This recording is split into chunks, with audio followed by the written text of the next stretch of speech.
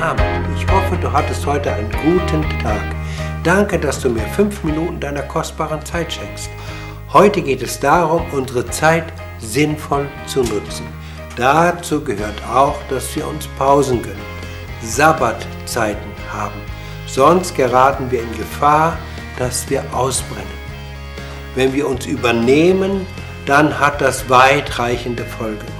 Es ist ein Ausbrennen, eine emotionale Erschöpfung mit verminderter Leistungsfähigkeit. Hinzu kommt der Verlust bzw. die Veränderung des ursprünglichen, natürlichen Persönlichkeitsgefühls. Der Mensch verliert sich selbst. Es kommt zu einer inneren Distanz. Es ist ein Zustand körperlicher, emotionaler und geistiger Erschöpfung.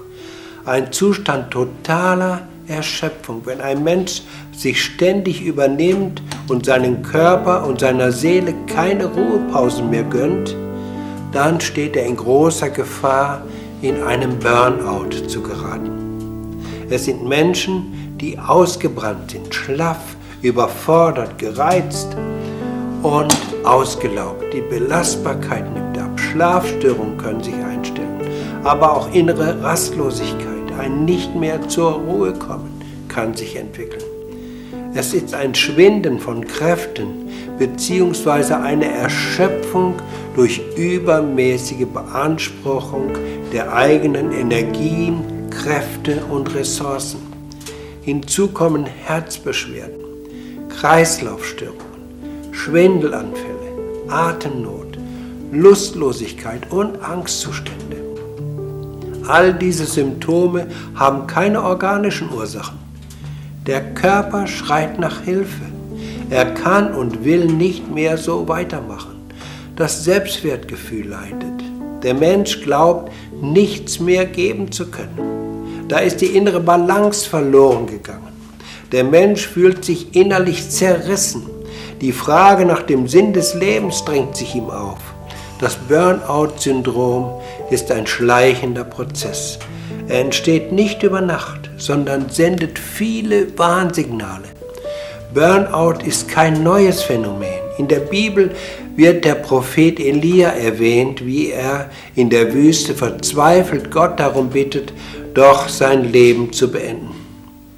Viele Menschen fühlen sich vom Burnout betroffen. Jeder 6. berufstätige Mensch fühlt sich stark erschöpft oder ausgebrannt und glaubt an einem Burnout zu leiden. Aber ist es wirklich die Arbeitsmenge, die uns in den Burnout treibt? Ich denke, es sind mehr die Umstände, unter denen wir Menschen arbeiten. Gibt es Hilfe aus der Bibel? Ja, die Bibel gibt uns Hilfe. Geht das Problem allerdings ganz anders an. Sie zeigt uns neue Lösungsansätze. Wenn Gott der Schöpfer allen Lebens ist, dann weiß er sicher auch am besten, wie der Mensch funktioniert. Deshalb müssen wir uns wieder neu den grundlegenden göttlichen Weisheiten und Ordnungen nähern. 1. Mose 1,31 sagt, und Gott sah alles an, was er gemacht hatte, und siehe, es war sehr gut. Da ward aus Abend und Morgen der 6. Tag. Und dann gibt es da in der Bibel den Ruhetag. Der 7. Tag ist ein Ruhetag. Er ist ein Geschenk Gottes an uns. 1. Mose 2, Vers 2-3. Und so vollendete Gott am 7. Tage seine Werke, die er machte, und ruhte am 7. Tage von allen seinen Werken, die er gemacht hatte. Und Gott segnete den 7. Tag und heiligte ihn, weil er an ihm ruhte von allen seinen Werken, die Gott geschaffen und gemacht hatte. Ich wünsche dir, dass du zur Ruhe kommst.